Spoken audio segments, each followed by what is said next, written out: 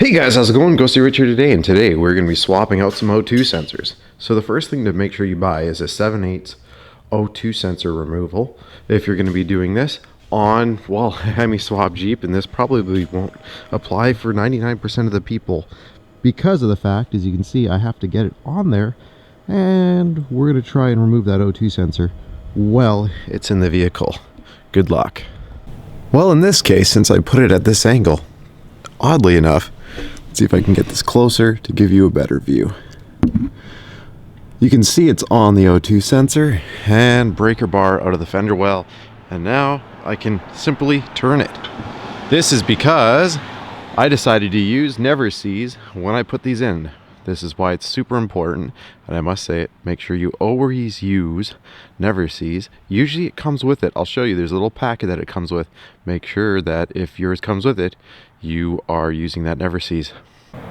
This side was not too bad to get out. I'm hoping the other side is just as easy, but as you can see, we've got the old sensor here. Now I'm swapping out both because if you remember, as I was saying, I pulled these off of an old rusted out pipe that I used during the Hemi Jeep project when I did the engine swap, and because of that I don't trust this at all. So what I'm going to go do is grab the new one, and I'll show you the part number for the driver's side.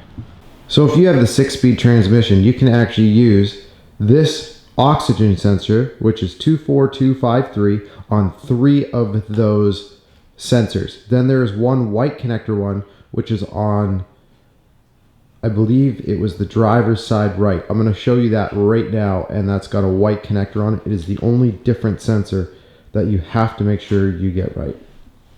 So this is the passenger rear one, and this is the only one, if you take a look, that's different. The other ones, this is, I believe, the driver's rear. Is that what this one was? Should be. Let's see. Driver's cat rear sensor. Yep. So as you can see, right there. And it has the same connector as the other two. It's just making sure that you get the right sensors so you don't order 4 of the same one. And then if you're doing your rear sensors as well, I'm only running 2 because it's all I need. I only need 2 for accurate readings. The other 2 are just for pollutionary things. As you can see, this is that little packet. Just rip it and throw enough on there. Whatever you do, do not get this on the sensor. So go like that and leave it on the threads like that. It'll disperse as you go. Also, don't get it on your clothes. You get this on your clothes and it never comes off. We call it Tin Man. As you can see, when I'm putting it back in, I do not have the breaker bar on. I just have a small ratchet. And the reason why you want to be able to do this with a small ratchet, tighten it up, you do not need to go crazy with this. You don't need to strip your bung, and you definitely don't need to go too crazy because the heat is going to do that job for you.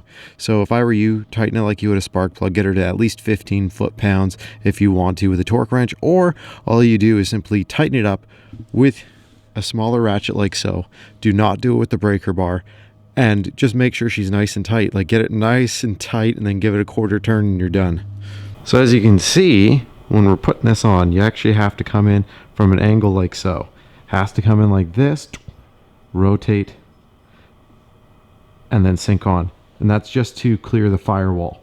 Once you clear the firewall, it's super easy. Same as the other side, really. The only different technique is for this side. Just make sure you come in like that. And that's only if you decided to use the same JBA headers as me.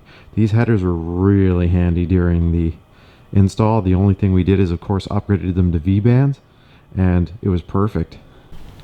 I did the exact same thing. All I did is I screwed in the new sensor with a little bit of anti-seize, and that was it. I don't really want to waste your time and show you the same thing twice. So put this inside. I'm going to grab my laptop and get a reading from both sensors, make sure they're correct. And as long as they're correct, man, then we're good to go.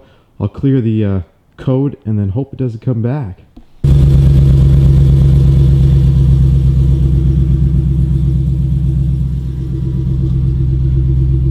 Here, O2s, yep, we got voltage, it's going through.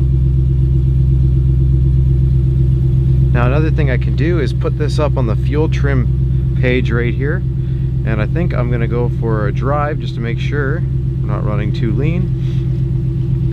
And that's about it. We'll see what happens. As long as we're not going into the red, we're going good.